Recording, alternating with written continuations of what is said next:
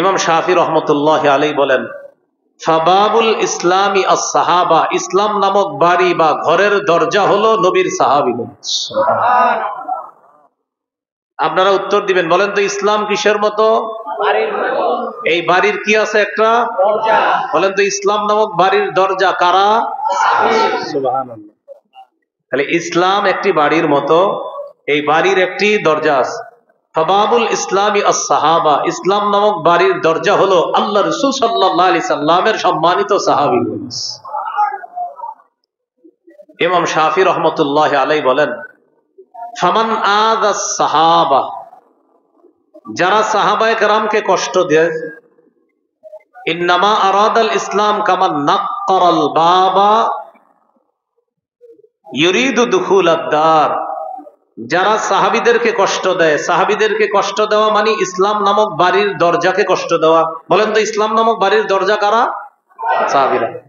তো ইমাম শাফি বলেন, যারা সাহাবীদেরকে কষ্ট দেয় তারা ওই ব্যক্তির মতো কামান নাক্কারাল বাব, যারা দরজা ছিদ্র করে, ইউরিদু দুখুলাদ দার, ঘরে ঢুকতে চায়। সাহাবায়ে কেরামকে কষ্ট দেওয়া মানে ইসলাম নামক ঘরের দরজাকে ছিদ্র করা। তো ঘরের দরজা ছিদ্র করা এটা কি ভালো কাজ না খারাপ কাজ? এই তো বুঝে আসছে। তাহলে পুরাটা বুঝে থাকলে বলেন ইসলাম কিসের মতো? বাড়ির মতো।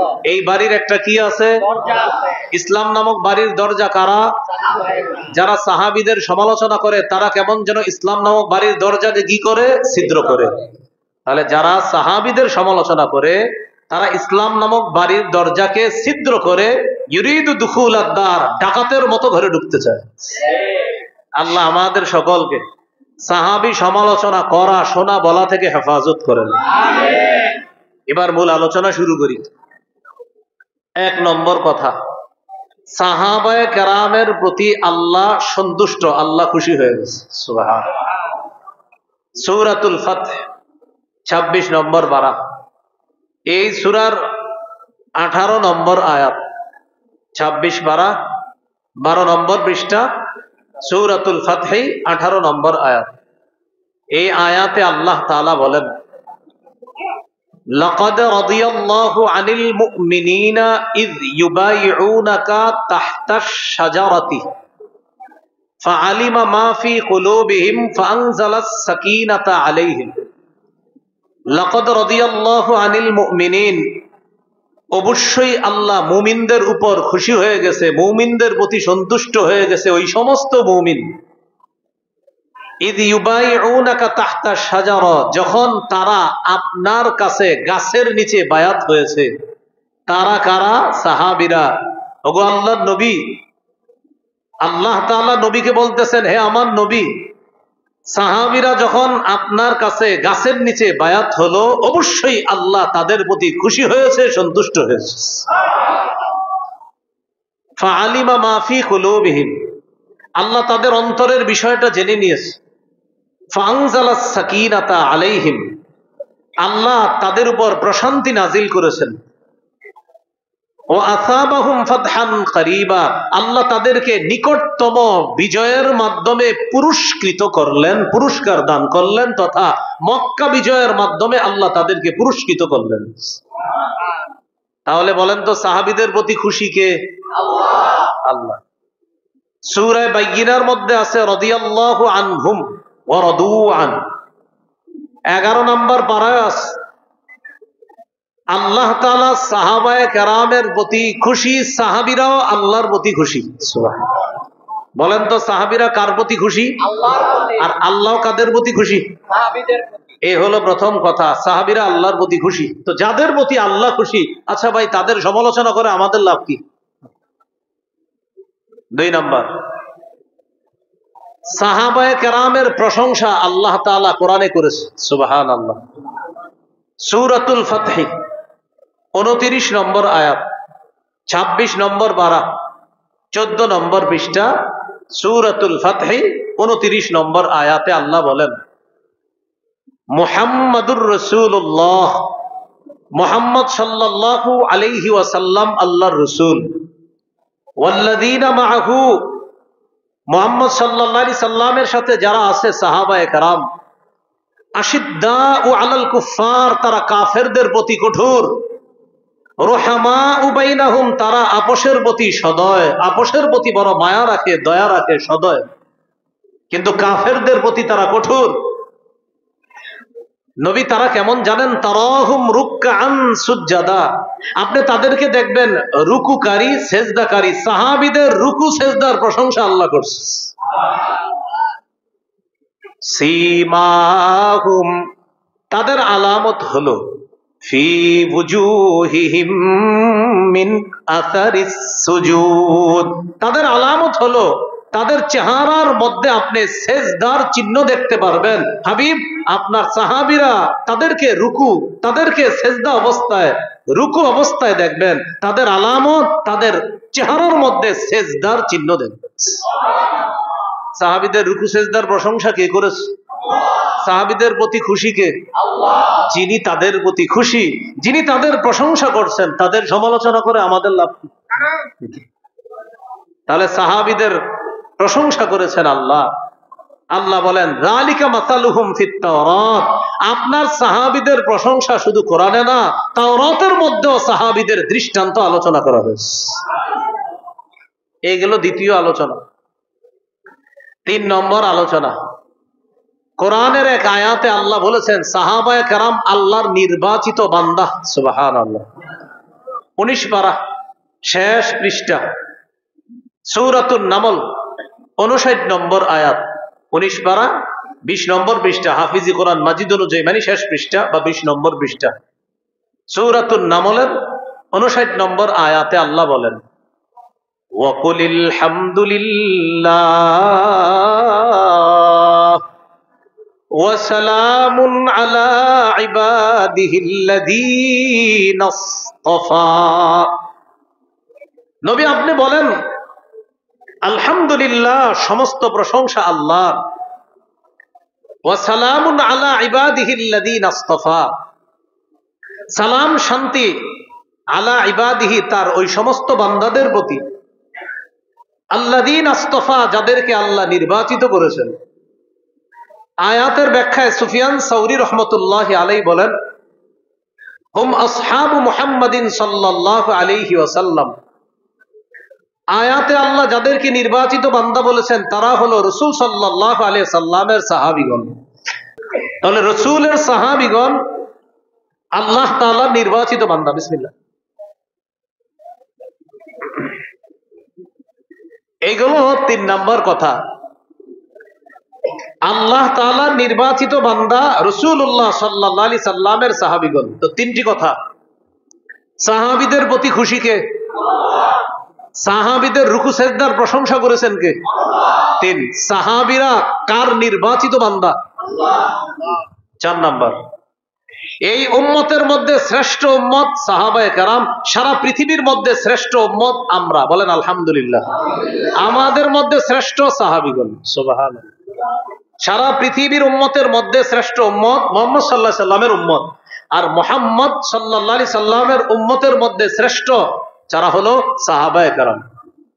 সূরা আলী ইমরান 110 নম্বর আয়াতে আল্লাহ বলেন কুনতুম খায়রা উম্মাতিন উখরিজাত লিন-নাস, তোমরাই হলো সর্বোত্তম উম্মত।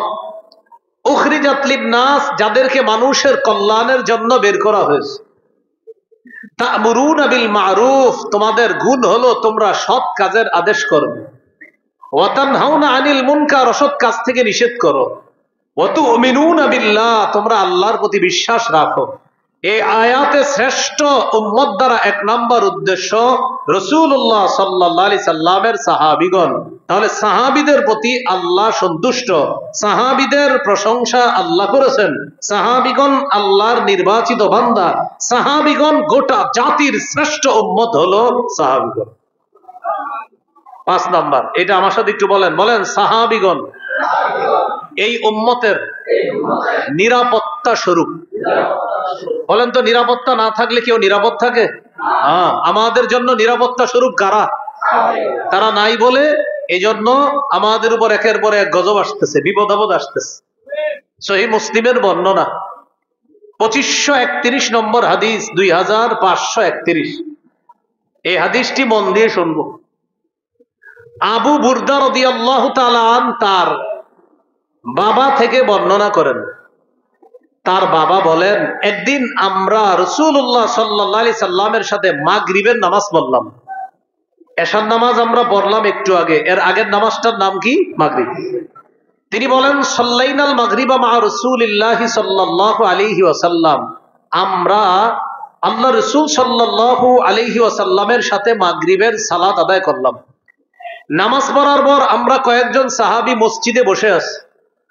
আমরা বললাম, লাউ জালাসনা হাত্তা নুসাল্লিয়া মাহুল ইশা, আমরা বলাবলি করলাম, আমরা যদি বসে থাকি এশা পর্যন্ত, নবীজি এশার নামাজের সময় মসজিদে আসবেন, আসার পর আমাদের ইমামতি করবে, নবীজির ইমামতিতে এশার নামাজটা জামাতের সাথে পড়ে বাসায় যাব। মানে মাগরিব পরে মসজিদে বসে বসে বলতেছে, আচ্ছা আমরা যদি এশা পর্যন্ত বসে থাকি, আল্লাহ নবী আসবে, আসার পর নবীর সাথে এশার নামাজটা পড়ে বাসায় যাব, এরকম চিন্তা করে তারা বসে আছে। বিষয়টা কিন্তু সহজ। এই মসজিদ আছে, এখানে মাঠের সামনে একটা মসজিদ, এই মসজিদে আপনারা অনেকে মাগরিব পড়লেন, মাগরিব পড়ার পর বসে বসে জিকির করতেছেন, তেলাওয়াত করতেছেন, আর চিন্তা করলেন যেহেতু মাগরিবের পরে বসে আছি, একটু পরে এশার আজান দিয়ে দিবে, এশার নামাজটা ইমাম সাহেবের পিছনে পরেই বাসায় যাই। হতে পারে কিনা বিষয়টা এমন এরকম। তো সাহাবীদের একদল বসা, তাদের টার্গেট নবীর সাথে এশা পরে বাসায় যায়। এক পর্যায়ে রাসূলুল্লাহ সাল্লাল্লাহু আলাইহি সাল্লাম বাসা থেকে বের হয়ে আসলেন মসজিদে। আসার পরে দেখে একদল সাহাবী বসা। নবীজি বললেন, মা জিলতুম হাহুনা, তোমরা এতক্ষণ এখানে বসা, মাগরিব পরে আর বাসায় যাওনি? তারা জবাব দিলেন, হুজুর আমরা এখানেই বসা, মাগরিব পরে আর বাসায় যাইনি।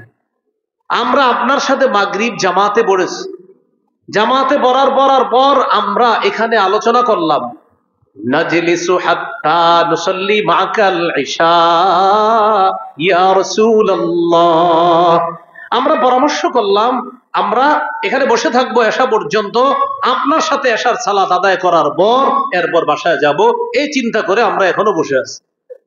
فقال رسول الله صلى الله عليه وسلم আহসানতুম আও আসাবতুম, রাসূলুল্লাহ সাল্লাল্লাহু আলাইহি সাল্লাম বললেন, তোমরা ভালো করেছো, আসাবতুম তোমরা সঠিক করেছো, তোমরা ভালো করেছো, তোমরা সঠিক করেছো।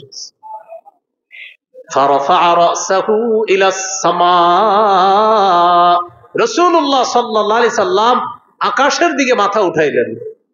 وكان كثيرا مما يرفع رأسه إلى السماء, নবীজি প্রায় সময় আকাশের দিকে মাথা উঠাইতেন। বুঝেন কথাটা? সাহাবীরা বসা, নবীর সাথে এশা পরে বাসায় যাবে, নবীজি আসলেন, আসার পর যখন শুনলেন তারা নবীর সাথে এশা পরে বাসায় যাবে, তো নবীজি বললেন, ভালো কাজ করছো। এটা বলার পর নবীজি আকাশের দিকে তাকাইলেন। হাদিসে আছে নবীজি প্রায় সময় আকাশের দিকে তাকাইতেন। ওয়াকানা কাসীরাম মিম্মা ইয়ারফাউ রাসাহু ইলা সামা, তিনি প্রায় সময় মাথাটা আকাশের দিকে উঠাইতেন। তো আকাশের দিকে উঠিয়ে বললেন, আন-নুজুমু আমানাতুন লিস-সামা, আকাশের দিকে মাথা উঠিয়ে বললেন, নক্ষত্রগুলো আকাশের জন্য নিরাপত্তা স্বরূপ, নক্ষত্রগুলো আকাশের জন্য নিরাপত্তা স্বরূপ। ফাইদা যাহাবাতিন নুজুম আতাস সামাআ মা তুআদ, যখন নক্ষত্রগুলো বিদায় নিয়ে নিবে, আকাশের উপর সেই ওয়াদা চলে আসবে যে ওয়াদা আকাশকে করা হয়েছে, অর্থাৎ আকাশ ধ্বংস হয়ে যাবে, কিয়ামত হয়ে যাবে। বলেন তো আকাশের নিরাপত্তা কি? নক্ষত্র। এই নক্ষত্রগুলা যেদিন শেষ হয়ে যাবে, নবী বলেন আকাশও ধ্বংস হয়ে যাবে। এরপরে বলেন, ওয়া আনা আমানাতুন লি আসহাবি, নবী বলেন আমি নবী মুহাম্মদ সাল্লাল্লাহু আলাইহি ওয়াসাল্লাম, আমার সাহাবীদের জন্য আমি নবী নিরাপত্তা স্বরূপ। সুবহানাল্লাহ। ফাইদা যাহাবতু, রাসূলুল্লাহ সাল্লাল্লাহু আলাইহি সাল্লাম বলেন, আমি যেদিন চলে যাব, আতা আসহাবি মা ইউআদুন, আমার সাহাবীদের উপর ওই বিষয়গুলো আসতে থাকবে যা তাদেরকে ওয়াদা করা হয়েছে। সেগুলা কি? ফিতনা, ফাসাদ, একের পর এক আমার সাহাবীদের উপর আসতে থাকবে। ঠিকই আল্লাহ রাসূল বিদায় নেওয়ার পর সাহাবায়ে কেরামের কাছে একের পর এক বিভিন্ন ফিতনা ধরা দিয়েছে। আবু বকর সিদ্দিক রাদিয়াল্লাহু তাআলা আনহুর জামানায় তো আপনার যাকাত না দেওয়ার এক ফিতনা মাথাচাড়া দিয়ে উঠেছিল। ওমর ফারুক রাদিয়াল্লাহু তাআলা আনহুর জামানায়ও ফিতনা মাথাচাড়া দিয়ে উঠেছে। ওসমান গনি রাদিয়াল্লাহু তাআলা আনহুর সময় তো আপনার ফিতনা ভয়ঙ্কর রূপ ধারণ করছে, আর আলী রাদিয়াল্লাহু তাআলা আনহুর সময়ও ফিতনা আরো ভয়ঙ্কর রূপ ধারণ করছে। কেন? নবী বলেন, আমি হলাম সাহাবীদের জন্য নিরাপত্তা স্বরূপ, আমি যতদিন আছি তারা নিরাপদ, আমি চলে যাব তাদের কাছে ফিতনা আসতে থাকবে। এরপর কি বলে দেখেন, ওয়া আসহাবী আমানাতুন লিউম্মতি, আমার সাহাবীরা আমার উম্মতের জন্য নিরাপত্তা স্বরূপ। তাহলে বলেন, আকাশের নিরাপত্তা নক্ষত্র, আকাশের নিরাপত্তা নক্ষত্র, সাহাবীদের নিরাপত্তা নবী, সুবহানাল্লাহ, সাহাবীদের নিরাপত্তা নবী, আমাদের নিরাপত্তা সাহাবী। আকাশের নক্ষত্র হলো নিরাপত্তা স্বরূপ, সাহাবীদের জন্য নিরাপত্তা হলো মুহাম্মদ সাল্লাল্লাহু আলাইহি সাল্লাম, সাহাবীরা হলো আমাদের জন্য নিরাপত্তা স্বরূপ। নবী বলেন, ফাইদা যাহাবা আসহাবি, আমার সাহাবীগণ যখন বিদায় নিবে, আতা উম্মতি মা ইউআদুন, আমার উম্মতের উপর একের পর এক বিপর্যয়, বালা, মুসিবত, ফিতনা আসতে থাকবে। এইভাবে ফিতনা আসতে আসতে এক সময় ছোট আলামত বড় আলামত প্রকাশ পেয়ে কিয়ামত ঘটে যাবে। এইভাবে আমার উম্মতেরও এই পৃথিবী থেকে বিলুপ্তি ঘটবে, তাদেরও বিদায় ঘটে যাবে। তাহলে আমাদের জন্য সাহাবায়ে কেরামকে নবী বললেন নিরাপত্তা স্বরূপ। 5টি কথা আমরা শিখে ফেললাম। সাহাবীদের প্রতি আল্লাহ খুশি, সাহাবীদের রুকু সেজদার প্রশংসা আল্লাহ করেছেন, সাহাবীরা